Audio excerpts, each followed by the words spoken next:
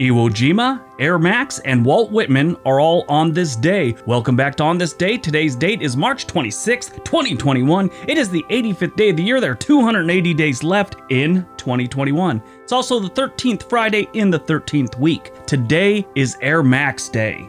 Air Max Day celebrates one of Nike's most famous shoe models, the Air Max. Nike first released the Air Max 1s in 1987. Designed by Tinker Hatfield, the Air Max 1s were the first Nike shoe to feature the visible window of the sole. So many years ago, the guys at Nike decided they wanted to kind of focus on having an air pocket instead of just foam to kind of lighten up the shoe and give you a different feel. Running on air is what they were striving for, and they came up with this. And it's evolved into Vapor Max and all this other stuff, that thinking, not the Air Max. Vapor Max, something different. I love Nike shoes. I collect them. I wear them. I own right now in my closet, I probably have 60 pairs. Yeah. And down in my garage, I probably have another 40 pairs. I'm a big Nike fan. Worked there for a while. So yeah, today is Air Max Day. It was established in 2017 by Nike to celebrate the Air Max. It is observed annually on March 26th, and I'm sad because they always have events at the campus there. They're not going to have it again this year, I'm sure, because of the pandemic. Maybe something a little mild. Last year, I don't think they had it at all. All right, let's see what else March 26th has given us. 1917, World War I, the First Battle of Gaza. British troops are halted after 17,000 Turks block their advance. 1931, Swiss Air is founded as the national airline of Switzerland. I heard that's a really nice airline, or was, or whatever. 1942, during World War II, the first female prisoners arrive at Auschwitz concentration camp in German-occupied Poland.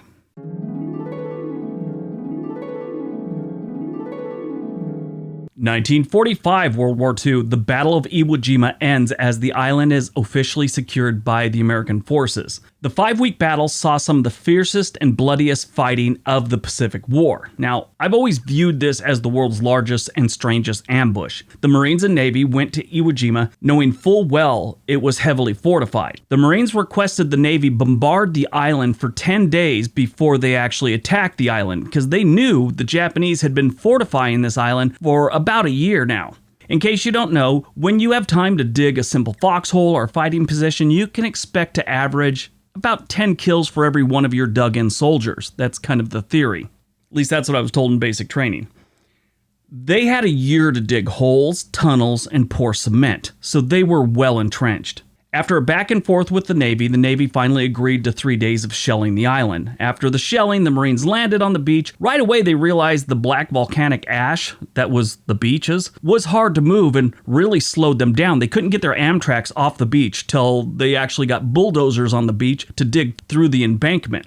But nobody was shooting at the Marines, so they started thinking that the 3 days of shelling actually worked. It didn't. It was a trap. The Japanese let the beach fill up with Marines and equipment for over an hour, and then they struck with everything they had. They pounded the beach with mortars and artillery and anything they could fire at that beach. As the Marines started pushing off the beach at a more rapid pace, obviously, because the beach was essentially blowing up, hidden machine gun bunkers opened up on them as they left the beach. Now, there was some sporadic shooting, but not much. They just thought it would be a total, D-Day landing, machine guns and everything when they first hit the beach. It just wasn't for over an hour. So they were casually walking into the island and running into, a machine gun or a guy here or there. And they really thought that they'd decimated the Japanese, but I'm sure it was chaotic. In the days after the landings, the Marines saw the bonsai charges at night. Every single night, their guys would just run out of these holes and attack them while they were, either trying to sleep or they were, just trying to regroup, whatever. They'd have these bonsai charges at night. Marines were also ambushed by Japanese troops who occasionally sprung out of tunnels. After 5 weeks, the Marines took Iwo Jima. In total, the Marines and Navy had 26,000 casualties. 6,821 were killed, 2 were captured but recovered, 19,000 were wounded. They lost an escort carrier, a fleet carrier was severely damaged, and another escort carrier was lightly damaged. They lost 137 tanks.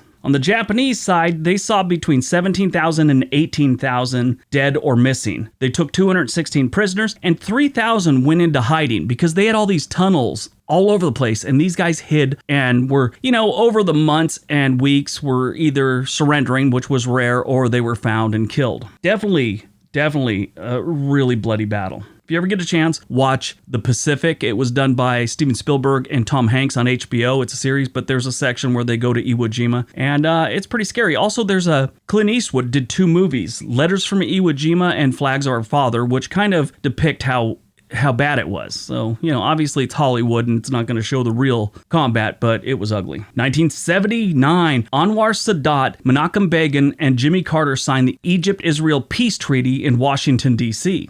That was a big thing. 2010, a South Korean Navy corvette, which is a ship and not a car, is torpedoed, killing 46 sailors.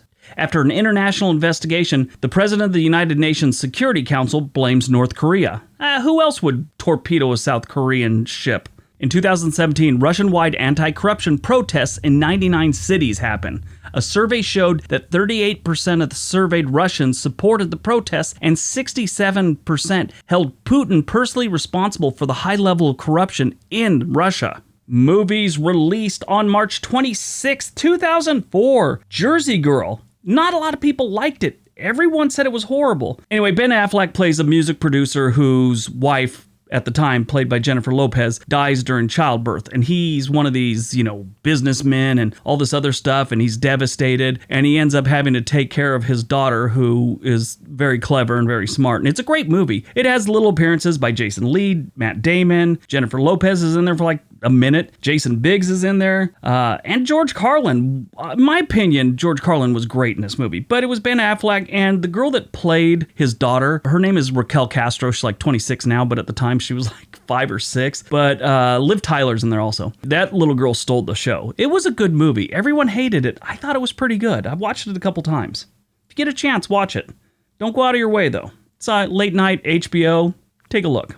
Born on March 26, 1960, Jennifer Grey, American actress and dancer. She made her acting debut starring as Kathy Bonario in the film Reckless. She then went on to appear in Ferris Bueller as his sister and Dirty Dancing. Yeah, she was the star of Dirty Dancing with Patrick Swayze. Nobody puts baby in a corner. That is still used to this day. I watched an interview with her. She got, well, I wouldn't say a little bit older, but maybe in her 30s. She got a little plastic surgery. She was known. She had an attractive, I'd say bigger nose, and she got it worked on. Shrunk it down a little bit. And nobody knew who she was anymore. She went on interviews and actually had to confirm that she was Jennifer Grey. She looked so different. It was sad. She said that the nose job she thought was going to help her career actually ended it in a way. Died on March 26, 1892, Walt Whitman, American poet, essayist, and journalist. He was born in 1819. All right, that's today's video. Hope you guys enjoyed it. Hope you got some information out of it. Now go out, have a great day, and be nice to each other.